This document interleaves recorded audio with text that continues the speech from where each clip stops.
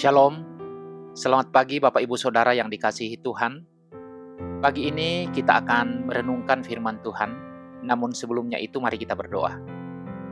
Bapa di dalam sorga, kami bersyukur kepadamu, kasih-Mu selalu sempurna dalam hidup kami. Pagi ini kami akan membaca dan merenungkan firman-Mu. Kami mohon pertolongan Roh Kudus, menuntun, membimbing, sehingga kami bisa mengerti dan memahami firman-Mu dengan baik, dan kami sukacita melakukannya sepanjang hidup kami. Dalam nama Tuhan Yesus kami berdoa. Amin.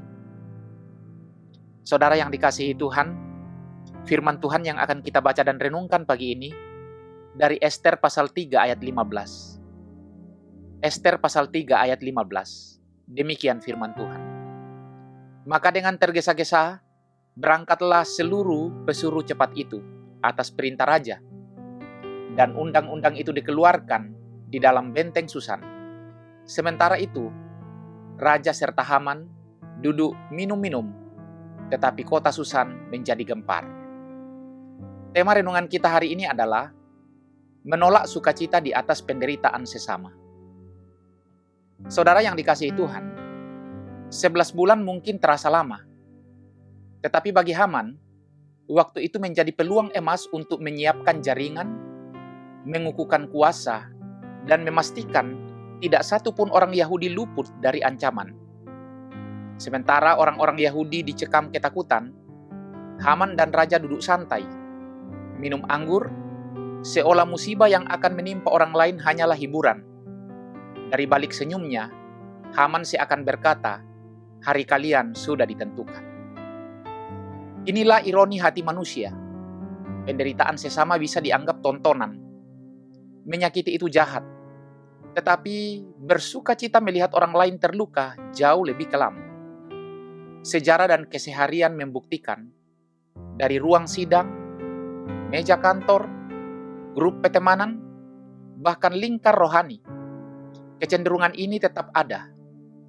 Lidah kita kadang ringan mengomentari kegagalan orang, menertawakan kelemahan, atau diam-diam puas melihat yang lain tersandung. Mengapa hati kita bisa merasa lega ketika orang lain jatuh? Seringkali karena rasa tidak aman, iri, atau kebutuhan semu untuk merasa lebih unggul. Namun apa arti keunggulan bila kebahagiaan dibangun di atas kesusahan saudara? Apakah kebanggaan sejati bila kita seperti gajah menginjak tikus dan menyebut itu kemenangan? Firman Tuhan memperingatkan, iblis berjalan keliling seperti singa yang mengaum-aum mencari orang yang dapat ditelannya. Sukacita atas luka orang lain adalah jerat si jahat yang memelihara kesombongan dan menumpulkan kasih Kristus.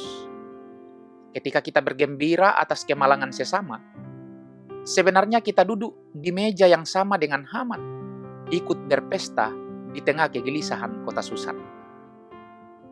Namun saudara yang dikasihi Tuhan, cerita Ester tidak berhenti di pasal 3. Allah berdaulat, membalik keadaan, menutup mulut musuh, dan menyelamatkan umatnya. Demikian pula hari ini.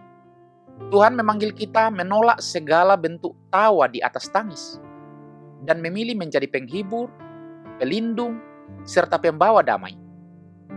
Kemenangan sejati bukanlah ketika orang lain runtuh, melainkan ketika kasih Kristus berkuasa di hati kita. Karena itu saudara yang dikasihi Tuhan, mari periksa diri. Apakah kata-kata kita membangun atau merobohkan? Apakah hati kita bersuka karena kasih? Atau diam-diam senang melihat sesama jatuh? Marilah kita menolak bersukacita atas penderitaan sesama, menguatkan yang rapuh, dan menebar kasih bahkan ketika dunia menertawakan luka.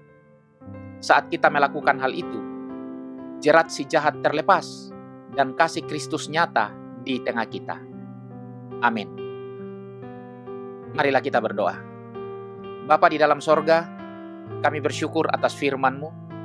Kiranya Tuhan menolong kami, supaya hidup yang Tuhan beri bagi kami, sungguh hidup yang menjadi berkat bagi banyak orang.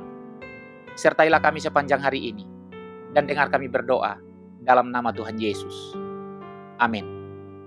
Saudara yang dikasihi Tuhan, Selamat beraktivitas, selamat berkarya. Tuhan memberkati kita sekalian.